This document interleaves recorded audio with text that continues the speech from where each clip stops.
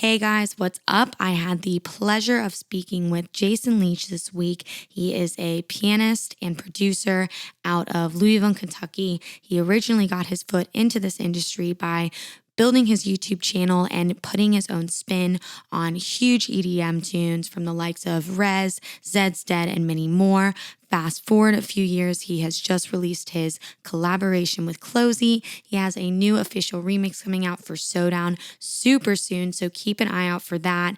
I am so proud and so hyped to see the progression as well as his future and what it holds for Jason.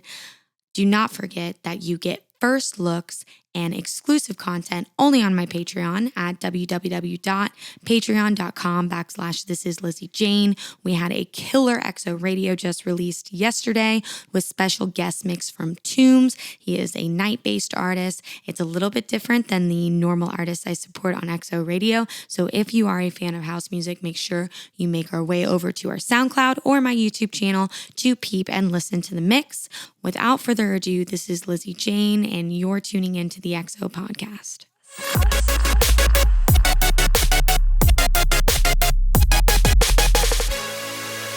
Hi, how are you? Good. How are you? You use PC? I do use PC. Master Race Gang. What the world? Are you on PC? No. You're like, no. PC is the only way to go. I mean, I've for a long time I weighed out I just switched. I weighed out the Mac versus the PC comparison. Yes. And I don't have like a PC. I don't have one that was built at home, but I have one that's like all portable, like 32 gigabytes memory, 4 terabytes of like everything we kind of have is all in this computer. I can stream, I can do the Zoom, I can run Ableton, all my like outboard plugins. So I'm not complaining. I think I just had a really shitty Mac beforehand, and I just had to make that decision to switch or upgrade massively in like the Mac ranks. But how are you doing today? I'm doing great. I woke up in a really good mood, so you caught me on a good day. That's awesome. Well, I greatly appreciate you coming on the show, Jason. I've like watched you kind of from a distance. I hope that doesn't sound like creepy. For a while, because I come from like jazz and metal where it's predominantly instrument based. And then when I kind of jumped into the realm of production, it was a huge hindrance for me for a while to realize how I could piece together the parts of live instrumentation into EDM and do that in an effective manner that I could still, I guess, hold up the end of live performance and kind of start doing that on the road. And you've done that forever. So for everybody listening, welcome to the EXO podcast. This week we have on Jason Leech, and I really am just astounded by this like whole lane you kind of created for yourself. And I appreciate you coming on. You just had a collaboration with Closey and Lucid, and you've just been killing it. You've been headlining your own shows, and like everybody's starting to get behind the Jason train, and it's very exciting. And so thank you for coming on today. Thanks for having me. Hey, it's called the J train. The J train. Okay. Oh, okay. I got it right now. Everybody's getting on the J train. Okay. You got it now. That flows though. I like that. Everybody's got like their little niche. There's a joke some people have said to me, and it's funny that you said Jason train. So I had to say that. No, I love it. Yeah. It's kind of like, I think everybody has that little kind of like back end, whether it's like the Facebook group or per se. Sure. I think of like the Trivecta tribe and like all of those little things, but that's cool. So everybody's getting on the J train. Well, thank you for coming on today.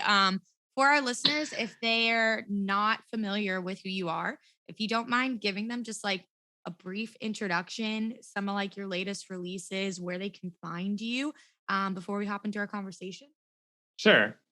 My name is Jason Leech, and all of my socials, YouTube, everything is Jason Leech Music, and it's Leech, Leech, spelled literally like a leech.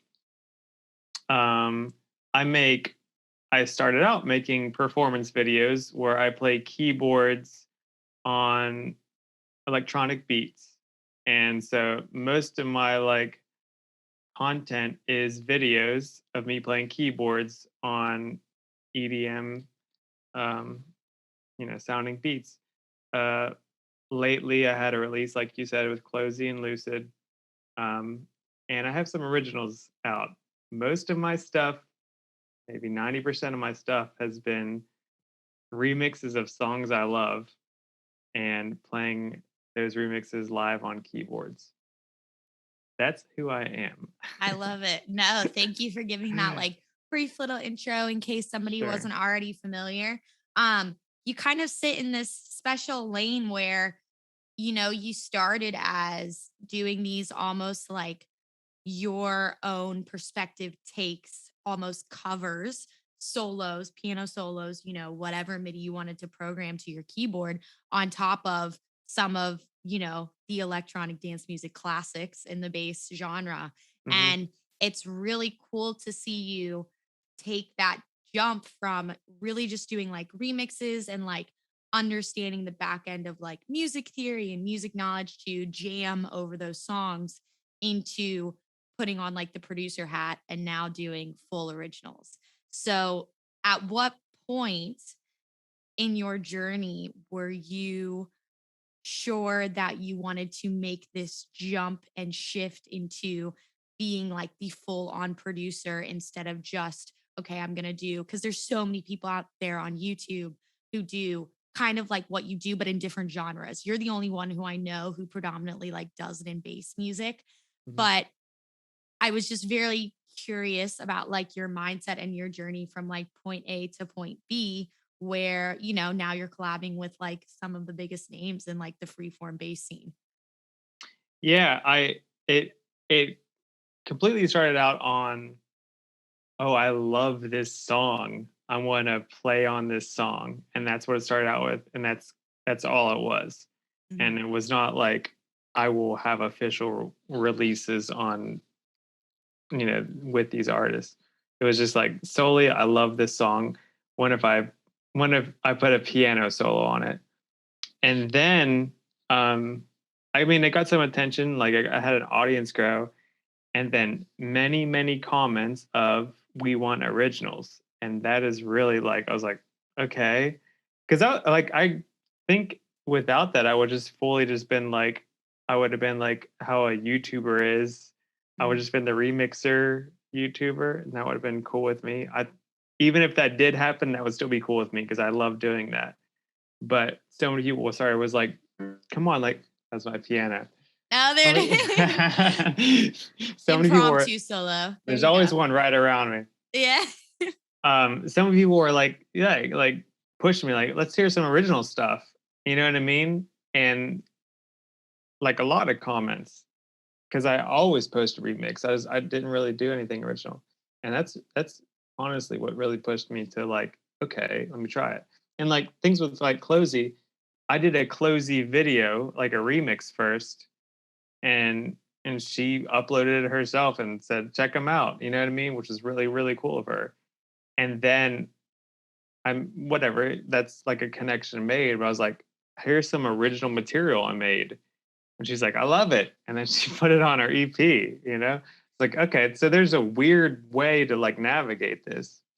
Absolutely. And it's a way that does not often happen because a lot of the times, exactly what you said, when you kind of get in that like remix niche, even though, you can hit millions of counts of views by remixing and putting your own take on, well-known songs. I see that in metal and jazz and EDM, and like you can stay in that lane. But what's really cool is that you were able to develop a fan base that wanted you to take that step further and take that step into original production. And it's like you already had these eyes on you that when the opportunity presented itself, you were able to take advantage of it. And I think that's such a huge thing in this industry where sometimes opportunities don't knock twice. So being prepared when, you least expect it can always pay off in the long run. And that's just like super, super fucking cool how you just kind of climb that ladder. And now, Thanks. where are you from originally? Pennsylvania, about an hour, Pennsylvania. Okay. yeah, hour south of Pittsburgh. Okay, awesome. Are you still there Mhm. now? No, I moved to Louisville. Louisville. Okay, Yeah, yeah, yeah. awesome. And Yeah. so you're touring right now pretty much. You'll have like one-off shows where you're going and you're headlining and you've been on some festivals, which is super cool. And Mhm. when you kind of got into this scene from a live performance view, were was it an obstacle to face when you started getting offers and started like getting bookings where you're leaving your studio and like your safe space where you're used to doing your videos, and now you've got to take it on the road and you've got to make this whole live element and performance that's 60 minutes long? Because when you're looking at a band's set list, a regular supporting band, even the headliner, will only play 45 minutes. Sometimes they'll have 4 to 5 songs, but you have an hour, so it has to be quite the process of completely building your sets from the ground up. Do you use Ableton when you play live? Ableton, Logic. Oh, Logic, Logic. come on. Okay. Logic is where Okay. it's at. Logic's where it's Leave the at. Ableton, man. Oh No. man, I I'm started on Logic. I started on Logic, so I understand. But You but left okay, okay, Logic okay. for Ableton? I did. He's like, I'm getting up. I'm leaving. I'm leaving. Oh, okay. So you're in Logic. So do you Yes. use Logic when Yes. you're building your live sets? Like, take me through that process, because I feel like I know a lot of individuals who are kind of doing what you did, not at a level in which you existed on like the YouTube scale, but they have their instrument that they love, whether it's guitar, piano, even if it's Mhm. just like an Ableton push pad or something. And they're very lost when building an orchestration or a Yeah. melody on top of a previously existing song. So I would love to know your process there. Okay. So I made videos first, and everything ran into Logic. Well, GarageBand first, because GarageBand is like the training wheels to Logic. Mhm. All right. So I was in Logic, and I was making these videos, and I was getting my videos posted on like by big artists and big blogs, and I never played a live show. And I have no problem making a video, but I had no idea how to do a live set. And it was very, very difficult to figure out how to make it into a live set. And I mean, I've been like crawling my way up. It's pretty much I'm getting it to within the last year, maybe year and a half is like where I want it to be. Mhm. But basically, I only made 3 or 4 minute tracks, and that was it. They were like on their own. Whereas a live set, it's like you better make this move, and you better keep the people moving.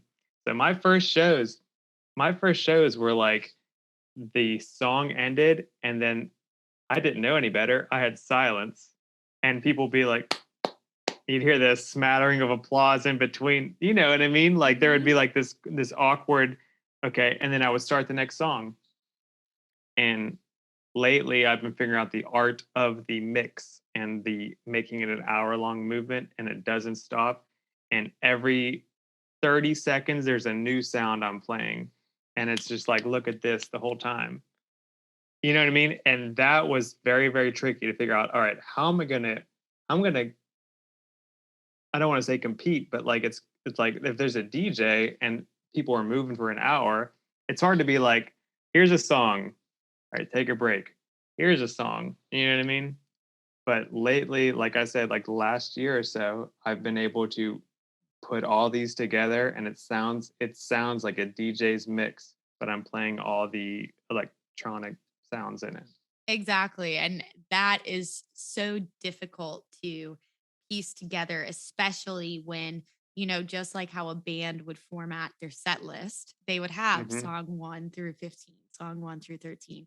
But exactly kind of with DJing in this genre that you exist in, they never stop moving. And I really No. do feel like creating like that quote unquote like vibe and having a live element is quite the difficult task, and to master it definitely takes time and patience, and I'm sure you've kind of had to read the crowd at points and make notes and go back and correct, and I think it's cool though, because Whereas if you just kind of look at a DJ, it's very easy for them to exchange cue points and exchange songs, put in works in progresses, IDs, whatever. But with you, it's more of a strictly like live performance, which is really special. And I feel like I see the industry not so much shifting, but I see the need and the call for live elements, whether it's singing and instrumentation, something along those lines, are going to be the future of this genre in the next like 5 to 10 years. I mean, I don't know, from your perspective, do you kind of agree with that, or do you see more of your colleagues kind of trying to pick up live elements, or are they just kind of doing their own thing? I agree. I really see live instruments come into play. It seems more and more, and like a lot of these producers, like a lot of these DJs are musicians and they know how to Mhm. play a bass or a guitar. You know what I mean? Like I see it. I see it coming. Like it seems like it's something that is next. Because whenever I'm get off stage, I always hear the same thing. If it's cool though, but it's like people are like, oh, people want that live element, but Love people it. they're always saying it like true to their hearts. They're looking at me, like people love that. That's what you got to do. You know what I mean? But it's like, that is what I do. I'm just trying to fit into your thing. It's Mhm. not like I'm a DJ and here I'll throw in my thing. It's like, I'm only a piano player and I'm just starting to figure out my way into your DJ world. But it's funny because people are like, you should definitely keep that live element going. It's like I'm just trying to fit in, It's like that's who I am. Excuse me. Yeah, yeah, But it's yeah, but it's really cool to see that growth, and I promise you, the way that you're doing it is a hell of a lot easier than going the other way around. Being a DJ and saying, okay, now I want to put a full piano or like orchestration and write an hour worth of material on top of my DJ set, because I've yeah. I've seen that end of it, and that's tricky as well. It is. Yes, agreed.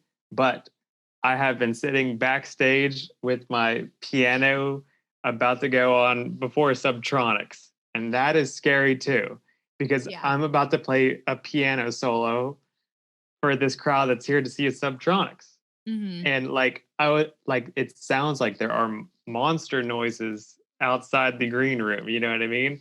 Just like well, I know that you've talked on this podcast about imposter syndrome. Oh Like yeah. I Oh, absolutely, absolutely. I absolutely feel it sitting backstage with a piano at these shows. You know what I mean?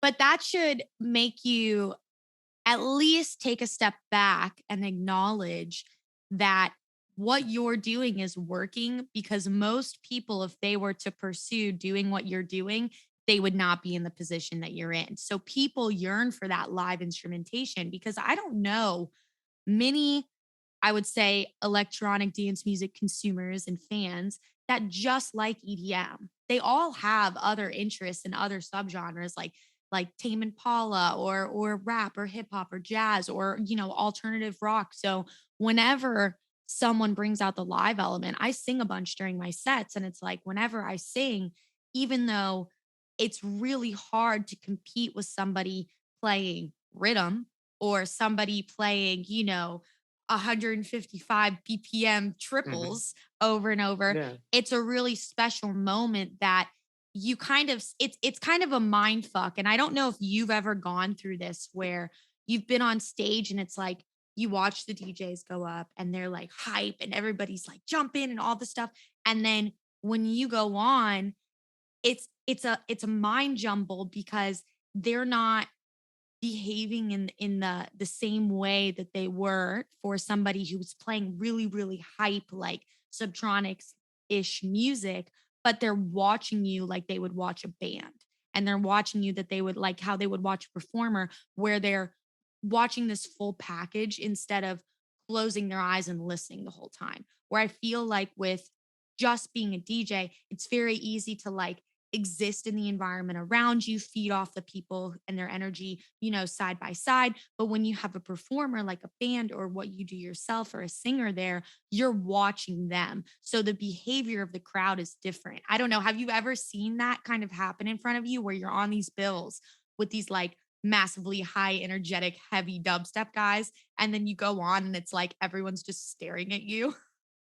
Yeah, a Yeah. lot. And Yeah. it's funny because I'm getting better at it, but it's like hype doesn't equal better. It does just because it's hype doesn't mean that the crowd even loves it more. I don't there are I mean, like the audience isn't like this dumb group of people. Like if just because they're not like headbanging doesn't mean they're not enjoying it. Mhm. But I think it's just like in my head that I mean, I'll throw some bangers in, but like it's just like a piano solo isn't worse than a heavy rhythm song just because it's lighter. I mean, maybe it's a bad piano solo, but like just because it's not as heavy doesn't make it worse than that, and the people like it. Um, but what gets me is there is something to keeping the energy going, and you don't want to bore a crowd. Mhm. And just trying to that's kind of where I'm at. So just trying to figure that out. It's just like, can I throw in a piano solo into this, rhythm lineup, have the people enjoy it, but then pick it up and keep moving. But like, yeah, it's hard because not headbanging. If they were headbanging 20 minutes ago and now they're not headbanging, you're thinking I'm losing the crowd. Yeah. You know what I mean? Yes. Oh, definitely. And I've gone through that so many times because I feel like right now I'm in this circuit where I'm kind of getting out of the state of Florida, and a lot of the bills I'm on are just with extremely heavy artists. And I think it's always great to be different because when I was more of like a general consumer, I would never be a fan of like hearing the same type of music for 5 hours. Like I love having it mix it up. And I'm not saying go from dubstep to tech house. I'm just saying Hmm. that there's so many subgenres that fall under the bass category that you can really handpick a select set of artists to keep the energy moving and keep that movement there, but not, completely run one subgenre like into the ground. So I always think it's really nice when I'm a fan and I go to shows and there's an artist that just like exists in this different lane, and then you're refreshed. It's like you're listening to something new, and I really think that when you even go into the back end of it and you look at like the psychology behind like certain frequencies and where certain elements exist, when you're using live elements, you're existing in a different lane than when you're layering a huge sub and mids at like 3K hertz to like a loudness meter of positive 2 decibels, and people are just like going crazy. So there's like a special part to all of them, and it's cool to see a larger variety of artists. I feel like starting to come to the forefront, like yourself, Yes. and yeah, that's super cool. I've seen more and more uh, Twitter statuses. Is that what you call them? Statuses? Yeah, little tweets with a little Tweets. bird Oh flies over. God, showing my age. I've seen many more. I've seen like multiple. The reason why I'm saying this, many tweets about it's not all about sound design. It's about the song. Yes. I No, love that. absolutely. I love that too because it's like at the end of the day, this is one of the biggest things during COVID. I started a Patreon because not only just financial stability, I've always loved to teach people, but I feel like we're in this age where, especially with EDM, where there's so many aspiring producers that you kind of decide to sit on like this side of the road or this side of the road. And like this side of the road is I'm going to really focus on synthesis and the knowledge of sound design. And I'm going to use Vital and Serum and Omnisphere and Contact. And I'm just going to make the craziest fucking sounds. And then, you know, you can resample them, you can layer them over a 4/4 drum beat. But then there's this side of it where at the end of the day, you know, the musicality is what's important and is what's really going to bring the majority of listeners back to revisit your track. So I feel like it's important to take the two things into consideration. But I do listen to some music sometimes where I just go, how is this listenable? I don't know how this is listenable. And artist bias, do not get me wrong. So many people, I'm sure, love it because it's Yeah. technically perfect. And I think there's something to respect, especially from producer's perspective, of having a perfect mix down, of having some crazy sound design techniques. But my from my personal experience, like my most successful songs have had really basic song structure that wasn't really even EDM song structure, where there was a verse and a pre-chorus, and then the drop came, and then there's a bridge, and then there's another pre-chorus, and you have your second verse. So Mm-hmm. when there's lyrics for somebody to attach themselves to, when there's a main melody for someone to attach themselves to, and I feel like having that like motif in your music is what you do with your piano solos and what you do with your keyboard solos, where like that is where you're finding your like main melody and your musicality. And but I definitely agree. And I just feel like we're so out there at this point. There's people who kind of follow that song structure, and then there's people who really are like, okay, I'm gonna go down this niche little alley on the back of 4th Street Mm-hmm. and try and like target those kids and those people who really really like that. And to each their own. I think that's how the scene moves forward. But I am someone who resides on this side of the road and supports your kind of opinion, where like at the end of the day, the song, like, if it sounds good, it's good. Like that's how I kind of approach my mixing techniques. Like at the end of the day, like I can look at all of these spectrum analyzers and EQs, but if it sounds good, it sounds good. Send it to your buddy. If he thinks it sounds good, it sounds good. But there has to be something to attach yourself to in a song, I feel like, Mm-hmm. in order for it to kind of reach a certain level where it's a well-known song by certain artists or by you or me. And a lot of that underlines in the lyricism and the structure. And unfortunately, as much as we focus on it as producers, people probably don't give a shit about your snare, and they don't give a shit about a lot of the sound design techniques that a lot of producers really focus super heavily on. They just want to have that energy and that movement and that vibe that's continuous throughout the whole like body of work. I think Skrillex messed us all up. Hmm. He's the first hit, like, you know what I mean? He is. He I did. wish it had a smaller climb up, but you're like, okay, so Scary Monsters is like what? That's entry level. Yeah. You know what I mean? Yeah. Yeah. Oh yeah. But going off what you said, there is something. This is really cool. Something I learned getting into producing. Like, um, I didn't know it until I was doing production. But like when I play a chord on a piano, each finger is hitting at a different velocity, and they're all hitting millisecondly different times. You know, So like if you like, played like a triad. yeah, ding. Like that's not a perfect. Like if you looked at MIDI, it's not like a perfect. Everything is the exact same velocity, and everything's at the exact same time. It's a little off. Mm-hmm. One finger is weaker coming down, and it was a little bit later than this one.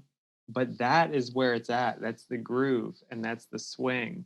And I didn't realize that at first. And I would be like, I would play something, and then I'd quantize it to make it perfect. And I was like, wait a minute, this sounds like everyone else's. This sounds like a robot is playing piano.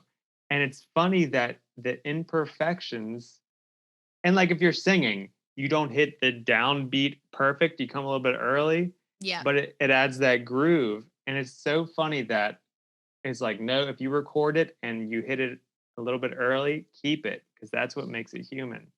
And that's so cool. I love that so much because it I don't know, it's just like in your face.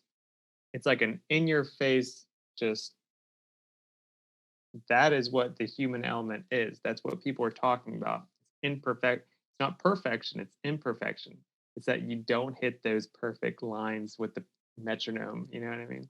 I But I love that. think, yeah, no, exactly. And I think that's a lot of what sometimes I feel is missing in our industry, because it's so easy to quantize everything. And I Hmm. know a lot of people, they don't own a MIDI keyboard, they don't own an instrument. So based on how they learned, you know, you're always going to hit on the downbeat. You're always going to look at your MIDI piano roll. And even if you're working in triplets or eighths or 16th notes, it's still going to be on the grid. And I remember when I first started producing, I, you know, took a few lessons here or there, and I had a teacher who said, don't be afraid to go off the grid because that's what interests the ear. Like, don't be afraid to turn the grid off and write like you were writing, because at the end of the day, it's like when we go back into, I'll use like hi-hats and percussions as Mm-hmm. examples. Like, I'll do like the house effect, which is a simple time delay, because at the end of the day, you want your drum elements to sound real. You want them to sound, that's my personal approach. Like, I want my drums to sound like a drummer's playing them. I don't want them to sound like they're robotic. And Mm. there's this aspect where you have to kind of find that happy medium between, no, I'm not going to put my snare, you know, on beat 3, or like have it like in this really weird area where you're like, whoa, that sounds like it's not supposed to be there. Yeah. But you can choose these fills and these other elements where you can do stuff that's more impromptu. And for a long time, when I started using my MIDI keyboard, predominantly when I was doing sound design or just, you know, chord progressions, I would always get frustrated because I'm like, I'm not playing to the metronome. I'm not, you know, it's not perfect. But if I were to play it live, like when I was playing it in a band, every note I hit on the bass wasn't perfect. And every time you're hitting it, exactly what you said, you know, it's not going to be the same velocity. It's not going to be the same pressure. And that's why I feel like it's like this backwardness, because I know you work in Logic, but I'm sure it's the same in the piano roll where you can control the velocity, where if you play on the piano, that's naturally going to happen. Mm-hmm. And so when you play live, are you kind of arming different tracks throughout your set that have different sounds on them to go to your keyboard? Or how are you facilitating everything? Or does it just sound like a regular piano the whole time? I do like I started out with a mixer and I was trying to transition and mix tracks and play keyboards. Okay. I was like, all right, That's people don't rough. I was like, and yes, it was extremely difficult, but people don't care that much. People just want to hear good music. So it's like, all right, forget the mixer. All right. I will make my mix and transitions in Logic and I make hour-long songs. You know Mhm. what I mean? And nobody cares, which is No. great. Yeah, yeah. So I have the like mix made and literally just like I don't make it 1 hour and I throw it. I make like the separate tracks like and I throw them into iTunes and I can watch them go down. The beats are taken care of, but they're wide open for me to throw whatever I want into them. And then I get all I have 3 keyboards. The bottom one stays acoustic piano at all times. The middle one's a MIDI keyboard that I run and it triggers Mainstage, which is also Apple. I don't know if you ever heard of it, but I it's have heard of it. I'm not familiar with it. So what is Mainstage? if you use Logic, this is like it's like Logic's cousin, but it's for live. You know what I mean? Okay. It looks just like Logic, but it's for live. And what it is when I hit a button on my MIDI keyboard, that middle one, it goes Okay. to the next instrument. And I make all my instruments and I have 50 ready to go for the set.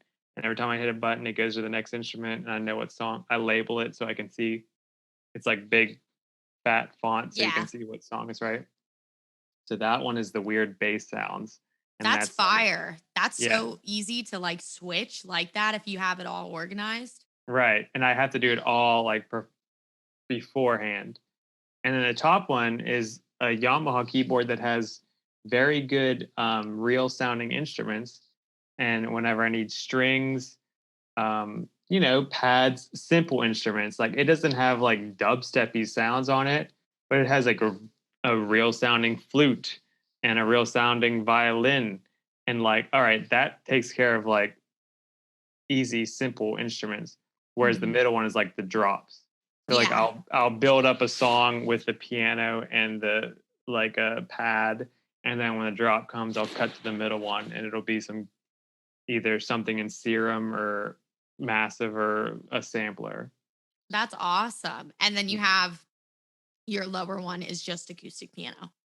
Yeah, I got to keep it, because Yeah. people make that connection because people look at me and it's like once you see me playing a piano looking thing and it sounds like a piano, no matter who you are, you know what that is, you know? Oh, yeah, definitely. Absolutely. Yeah. And it's like you're almost creating your own dynamic range like in the set by having the tripled layered where you can have those drop elements, have the organic keyboard that's going into Yeah. the build with the pads, which is that's super sick. But I think that's what kind of running it full circle is what people are like really attracted to as listeners, especially if they're at like an EDM show, is when someone gets up there and they bring this whole performance and it's a Mhm. whole performance based, live element. And when you like, I would love to know, like, are you traditionally trained in music theory? Did you start in classic piano? Like, how did you start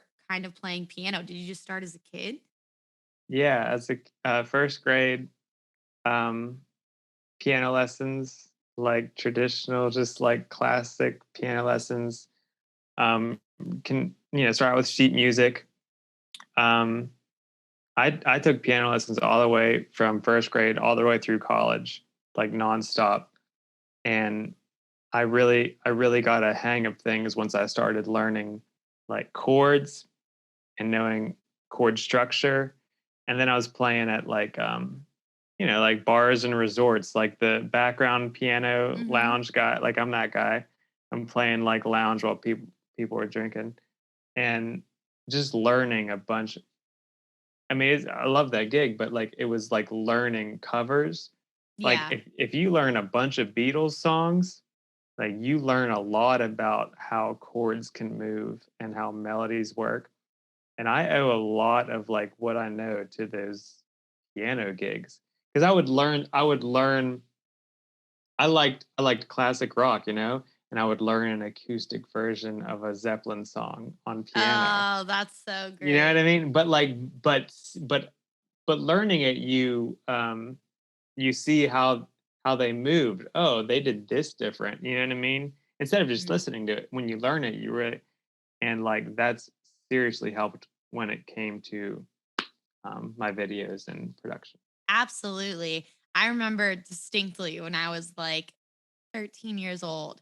Right Now by Van Halen was the first song I ever learned on Mhm. piano. It's Oh a good yeah, one. the huge riff, beautiful riff. I was like, that's Yeah. what I want to learn because before I was kind of like a metalhead and got into that whole industry before kind of coming over to EDM, I was just a classic rock buff. Like my Hmm. whole childhood, like that's Hmm. what I like to learn. And there's so much to learn from that genre just in basic like what you said with like chord progressions but like song structure and writing and with like your end like I've done gigs like that before like especially when I was in college where it's kind of like the cover deal but you still have to put your spin on it. You still have to have those solos or have those jam sessions within Hmm. the Beatles song or within the Van Halen or Led Zeppelin song and that I'm sure helped you when you came over to EDM. You're like, okay, I know if I know what key I'm in, I know what chord progressions I can go about. I know how I can solo over this. Is that kind of how you jumped into electronic dance? Like, where did the switch come? Like, where did you go from, okay, I'm like content playing like these Beatles, like classic rock songs to, okay, I really fuck with bass music and I'm gonna start soloing over it. Like, how did that come Skrillex. about? Skrillex. Skrillex. Come Okay, on. I okay, already okay, told you. okay. No. Oh No. man. No. That I mean, so this is like 2010, 11, and there's Okay. UKFs, Zeds Dead, Yeah, yeah, yep. all that. But I was a like, little tyke. Yes, yeah, yes. but it was just like, what is this? Oh yeah. But what's really, really like, it's not like if I mean, I love classic rock and I was a metalhead for a while, but it's like, okay, why didn't you stay in that? Well, Hmm. because there are a few, but it's very limited. Uh, Keyboardists get the limelight in metal, and I mean, I have some favorite classic rock keyboardists, but it's usually the lead singer or guitarist. Oh, absolutely. and it's like there's not like the lead keyboardist of these bands, which I loved. And I was always trying to fit into a band. And it was like there would be like and I played in, bands, and the rhythm guitarist, lead guitarist, drummer, bass, and like, all right, keys, try to fill in there, try to fit in there, you know what I mean? And then uh Zeds Dead, Nights in White Satin remix was the first one I heard. Oh, okay. Yeah. And I was like, wait a minute. The Oh, star classic. the star of the show is a synth, and it's not a synth player, but I didn't know any better. I was like the forefront, the spotlight is on this melody. It's not a guitar solo, it's not a lead singer. It's a synth melody that I know can be played on keyboards. A crazy, like, but these are synth sounds. I was like, wait a minute, there's a genre where the synth player is the front, and that's where it The was all over. star. Yes. Yeah. Right. Oh, absolutely. Yeah. I got to be the star is what I'm trying to say. There I we do. go. No, you figured it out. And I mean, Yeah. it's kind of like a one-man show, but we live in this age where technology is so, ahead of us that we can do it. They didn't have that Yeah. option back then. And I remember when I was really following the metal scene, and then you saw all of these pianists pop up who were playing the synths, and they weren't necessarily playing just traditional keyboard, but that was the first introduction to MIDI that I saw, kind of Mhm. like the Breathe Carolina, Attack, Asking Yeah. Alexandria kind of bands where they had these massive like violins and synths come over these heavy Yes. drops, and I thought that was so cool. And it was exactly how my mind worked, where I was in a band for so long, and then I kind of had to make that decision. And it's really hard to, obviously, at one point in your career as an electronic artist, you do have to have a team. The team is really important. They're your family, they're your unit, and they're essential for you to, reach that next level in your career. However, when I first got into this, I was in the mindset that it was all on me. So I could control my success to a certain standpoint, and I could control if something didn't get done, it was also on me. So I really Mm. loved having that, I guess, window of opportunity to have the creative forefront where you can really do whatever the hell you want. And then you can see, you can throw it at the wall and see what sticks. And like what you did happened to stick. And how long has it been since you've started doing kind of the remix YouTube videos until now, where you're touring and you're releasing and you're producing originals? Um, about 5 years. I Okay. actually saw today, they do this Facebook memories. Oh, the memories. Yep. Yeah, and Alison Wonderland had uploaded like my first video. I did a remix of "I Want You," and she uploaded it, and it was like Oh, that's so cool. it was so like the most insane thing, which is it's still very cool. But I saw that was 5 years ago today, and I was like, that's about when I started doing remixes. That's Um, awesome. yeah, and it's been such a fun ride. Not in just getting like, I mean, I love getting the clout from artists and everything, but like I've learned so like when I look at that video, I'm like, oh, I can't believe I'm like, bleh. Like I can't Yeah. believe that's what she posted because I could do so much better. But it's really cool to see that. I mean, that's what it has to be if you're that's I what it mean, is. it's growth. You would hope that you would look back at something from 5 years ago and think that, because that means that you've Yes. grown and you're getting better. Yeah. And I think we also like live in this age too, where a lot of like there was always this division I felt for a very long time between whether you're an aspiring artist or just like a fan of someone, and then like the actual artist. Like there wasn't that middle ground where you could connect with them. And Hmm. now, because of the age of internet that we're in, you know, you can tweet at people like Alison Wonderland and they're gonna fucking see it. And I they're know. gonna and it's so weird. It's conceptually like very mind-boggling, because you used to never be able to reach the people that you looked up to, or the people that you would cover their songs or do whatever. And now we just live in an age where it's so easy. And as much as I am not a fan of the internet, do not get me wrong, I think there's a lot of things wrong with social media. I think if you use it in the right way, it's very beneficial to a career path like ours. And especially like yours, where, you originally started by remixing and putting your own take on these huge songs. And from my position, when I've seen people do that for my own songs, like that's really cool. And I'm sure all of the artists that you've done feel the same, or they wouldn't have reposted it, because it's so cool when somebody who is also an artist takes the time out of their day to like reinterpret what you've created. I think there's like something really special about that. Yeah, it like it means a lot because they don't really. I don't think they. I mean, you work your way up the ladder, but I don't think they realize um, what it can mean for people coming up and what kind of fans you gain. Like if Alison Wonderland posted a video of me, now all of her people know who I am, Oh and yeah. it's like she might be thinking, hey, this is cool, I like this, but to me, it's like, you know what I mean? Oh yeah. It's a huge deal, and I mean, I know she was an artist coming up once, so maybe she knows a little bit. You know what I mean? But I like, it think, really is yeah. helpful. Yeah, absolutely. And I think everyone was in your shoes, in my shoes, and her shoes at one point, where somebody who was 10 levels bigger than you kind of gave you the time of day to check out your art or download your track or play it out at a huge festival. And to the person that's on the lower end, it means so much, because it's like a huge demographic that they're exposing you to with not even a thought.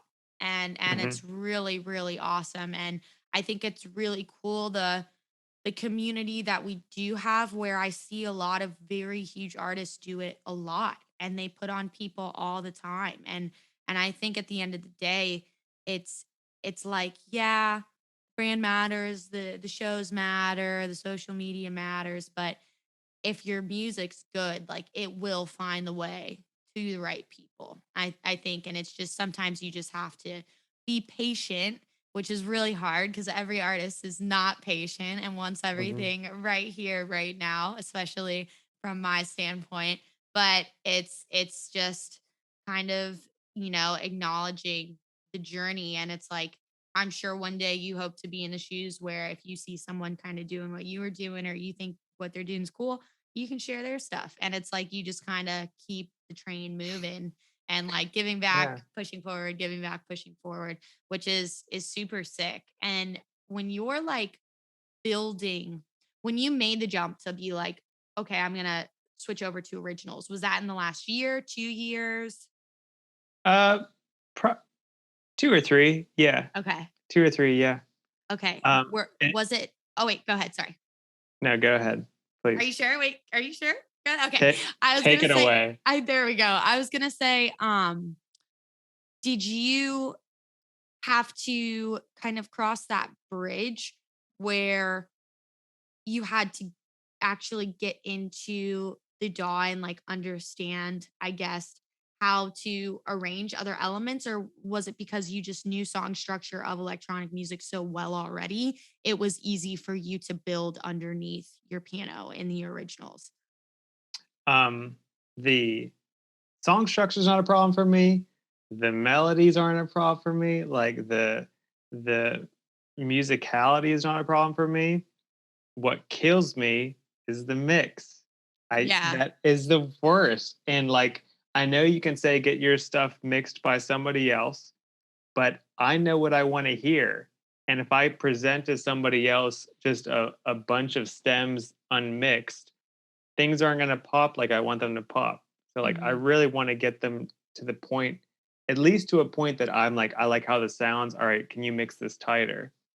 And like, that is what was hard for me, because with these artist remixes, a lot of times I got stems. And it was Yeah. like the drums are rocking. It's a track to run on, perform on. Throw a synth solo on top of this perfectly mixed sub and these drums and like these, you got hi-hats on the outside. It's Hmm. like, oh, just go and I can just run on it. And it was like, all right, you know what? I should probably make it original. All right, open up Logic, blank, not a one thing. Okay, what do I start out with? You know what I mean? Like, and that was really hard. Is just to it's still hard today is a blank slate is incredibly like intimidating because Mhm. is a chord first? Is it a like is that the first thing? I don't know. I don't know what this song is yet. And like you almost are working forwards and backwards in that sense because you're thinking about the whole thing, but also the first 20 seconds. Some people make their drops first. You know what I mean? Yeah. But that's weird for me because what's the vibe? And I usually any song I've ever played started out with the intro. You know, like when I'm Yes. performing a Beatles song, I'm not starting, you know what I mean? So like the confusion of just the blank slate is what really gets me. And it still to this day takes me a very long time to make an original song because I have to get over the fact of like set it and forget it. It's like when I play a chord progression, that's what it is. All right, move on. Because otherwise I can spend a month on a chord progression. Yeah. Yeah. Whereas a remix is like, all right, I'll throw this, that works with that because the melody goes like this. It's like without the scaffolding, I was like I'm in open water, you know? Yeah. Oh, absolutely. And I feel exactly the same. And that's why for a long time I would like open a blank page and just stare at it and say, okay, Yeah. where do I start? And now, depending on where I'm at, it's like I'll have some sound design sessions. I'll have some moments where it's like, hey, maybe you should just jam and like work on a melody or write some lyrics and then right underneath that. Because me just staring at a blank DAW is just problematic. It is, Mhm. it is. And it's almost like a mind fuck because you have to push yourself over that. And it's exactly where, like, when I get remix stems, I go, okay, I listened to it a few times. I see their groove. This is what I picture in my head. Let's make it happen because you're already drawing inspiration from something else.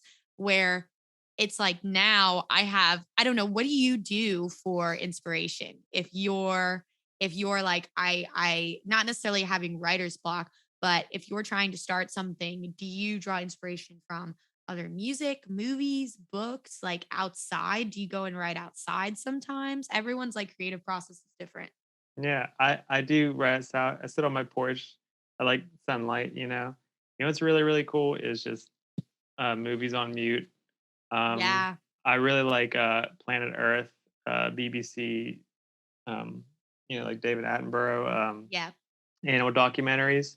Throw them on mute and just sit with your. And it's just like there's always in between like times where you have to wait where something's loading.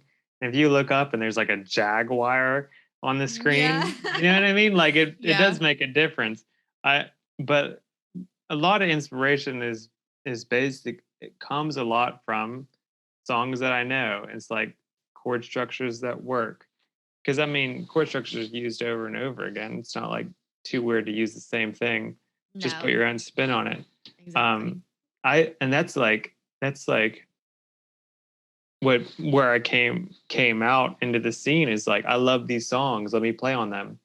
Like whenever I'm making original, it's like, all right, I love what song do I want to go with? Like this I'm working on an original now and I like a song, Portishead. It's like a 90s glitch hoppy, kind of like Massive Attack. Oh, sweet. Okay. You know what I mean? It's got that vibe to it. I was like, okay, I found a song. I was like, I want to capture this, but in my own, Yeah. you know? And like that is what set it off and it got it moving. But to get it moving is hard because you sit there and you're like, the first thing is like BPM. It's like, what is this? You know what I mean? Um, I don't know. Yeah, it's just my love for other music can push me in the right direction. And then it becomes something I'm not copying it completely, but like if it gets me rolling, that's all I need.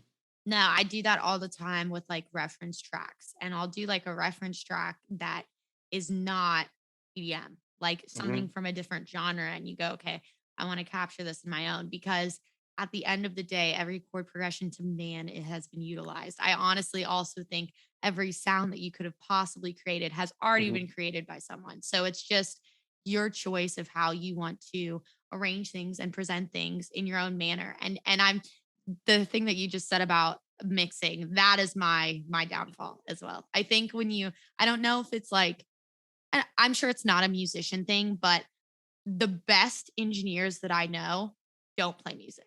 And like I don't know if there's like a Hmm. thing behind that or a science that they approached a certain way, but there's a very good point that you had where, especially in what you're doing, you obviously want your piano and your synth to be the forefront. You want that to be the focal point of your song the majority of the time, or mixed with the vocals, or however you choose to attack the mix down. But it's like that happy medium of finding the spot between, okay, I'm happy with the sounds, like how the sounds, but like just tighten it up instead of presenting just flat stems with a bunch of headrooms to somebody, because they're going to interpret it a totally different way than you are. And I think that's really important because so many people are like, oh, I need it to be this loud and I need there to be this much dynamic range. I'm also one of those people when it comes to certain songs. But then there's that other flip side of it where, okay, how do you want it to sound? Because you're going to present it in a way that's more relatable to you as an artist than any engineer could probably present it, even if it sounded better on Spotify when it's overly compressed or whatever. So it definitely, I just feel like it's a journey of time and patience and forever ongoing learning. And just so many times I still take lessons from people all the time because there's just so many ways to do things. And I think that's what's so cool about this genre in specific is, you know, it's great to be in a band, but you're almost hindered sometimes when you open the world of this DAW and there's just an infinite amount of possibilities to kind of Yeah. figure out. And I think that also sometimes fucks you up because there's so many things that you could possibly do. It's not That just like write a guitar progression, write a that's chord progression. that's so true because like that I I was deep into production, and then I heard someone say like Nirvana was three guys. And like the fact that like or like the fact that a guitar, a bassist, and a drummer can make like a number one album, it's like, wait a minute, wait a minute, wait a minute. You know what I mean? Because when you first get into production, you're like, all right, the more technical, the better. I'm gonna get so much more technical than Smells Like Teen Spirit. I'm gonna have the Yes. perfect sub bass. You know what I mean? Like you have in your head, I'm gonna do better than that because I'm gonna be so technical. Whereas they were just miking the drums. You know what I mean? Literally. But like that's it's like a blessing and a curse. It's like I have control over everything. But I actually get stuck many times looking through samples on Splice. It's like, wait a minute, I just spent an hour going through samples on Splice. I should have like Kurt Cobain wouldn't be like, I don't like that. I don't like that. You know what I mean? He would be like, Yeah. he would just like rip the guitar and just bum, but like there's like a rawness that there's a rawness that you can miss out when you think too technical. But there is a balance because Yes. there's definitely that like technical part of EDM that pops. The sound is just so wide and amazing. But it's so funny to think about like how simple of instrumentation there is on a Zeppelin album. Oh, absolutely. You know? But it's like you even listen to like the beginning days of kind of dubstep with like, even though before that it was all UK dubstep. So like this is kind of more in the States, but Hmm. early Zeds Dead, Yeah, you listen to it then and then you listen to it now and it's like the technology has just furthered itself so much more. So I feel like there's this level of expectation that comes with the furthered technology where, if Nirvana were to record that today, probably sound a hell of a lot different. So it's it's like true. taking from that past and also saying, okay, now I have these tools that are going to make it sound a hell of a lot better. But there's that like nostalgia that you kind of miss in it when it's just so like raw, because that's what we don't see a lot of the times. But with live Mhm. elements, it's easy to bring that back in and bring that like raw element back in play. So you said you were working on new music right now. Do you have anything like exciting coming up that you can share with us? Sure. Maybe. Yeah, I mean, original music, which is just like all my own thing, and I'm working on putting out. But my first official remix with So Down and Manic Focus, which is really exciting for me. I've never done an official remix, um, and that's what I've been working on lately. And that is really nice because it is both what I love, where the track is laid out and I can do my thing. I'm really like in my element with that, and Mhm. it'll be like you know That's very it, exciting. it'll come out like officially, which is different for me, versus Yeah. just like social media videos. That's what I'm kind of focused on right now.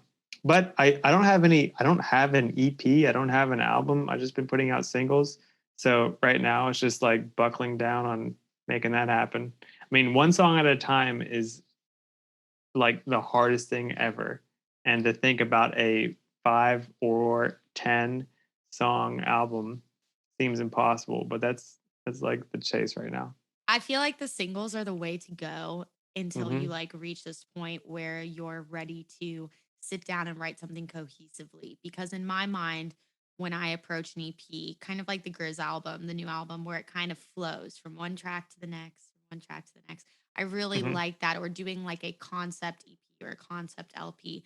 But as an up and coming artist, I would definitely say singles are the way to go for sure because it keeps you that Hmm. like I think unless you find that home or you feel like it's a strong enough body of work to put out in this industry genre specific, I think keeping that consistency with the singles. I always say if you can do one song every 1 to 2 months, it's you're sitting in that good spot. But it's also, don't get me wrong, I wish it could last a lot freaking longer. But we basically live in a time where everyone's attention span is like Yes. this. And but what is unique about what you do as well as what I do is that, you know, we're not just making bangers. We kind of strive to make more record ish tracks. So they have this kind of timeline in which they exist on where they can,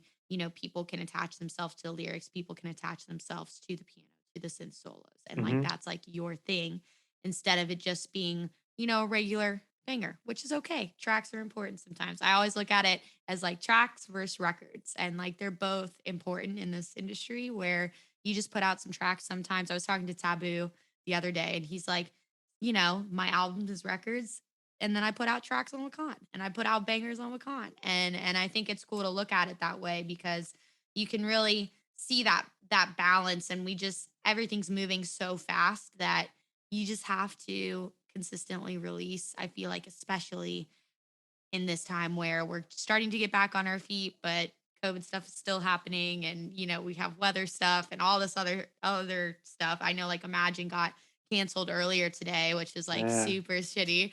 But Condolences to you, man. I yeah, saw no, that. I appreciate it. I was just like, gosh darn it. But That sucks. at the end of the day, like they have to do what's right. And I would much rather them make the call than put people in danger.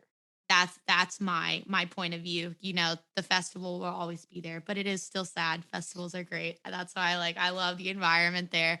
And Yeah. it's just fun to be around other artist friends and there's a really cool community that's built here and everybody kind of has their little high school table they sit at and they have their Yeah. little group of friends High and school's it's forever. oh, high school's forever, especially in this industry.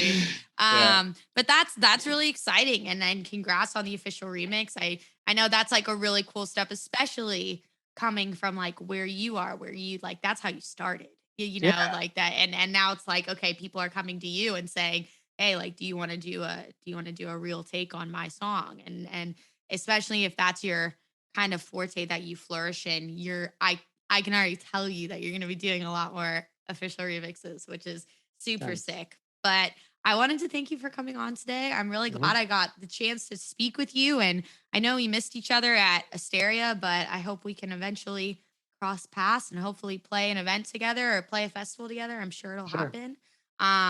So tell everyone one more time where to find you and then tell them when the remix is coming out if you can tell them. I don't know that day for sure, so I won't say that. Okay, I'll make sure they're updated. I'll put the link in there when you drop it. For sure. Anyways. Thank you. Jason Leech Music. Like I said, I don't know when the remix is coming out, but I'm always putting out video content. That's like my forte. It's just fun videos. Yes. So please follow me. Jason Leech Music on Facebook, Instagram, and Twitter. Awesome. Well, Jason, thank you so much for coming on the XO podcast today. Thank you. I greatly appreciate it. I'm going to stop recording. Appreciate you. Thank you guys so much for tuning in to another episode of the XO podcast. I'm so thankful for each and every one of you that are return listeners and viewers. It means the world to me. And do not forget to check out my Patreon at www.patreon.com/thisisLizzyJane for a first opportunity to hear these podcasts ad-free. Give us some input who you want to see on the podcast, ask questions, one-on-one lessons, group lessons, live streams, and so much more. This is Lizzy Jane, and I'll see you next week for another episode of the XO Podcast.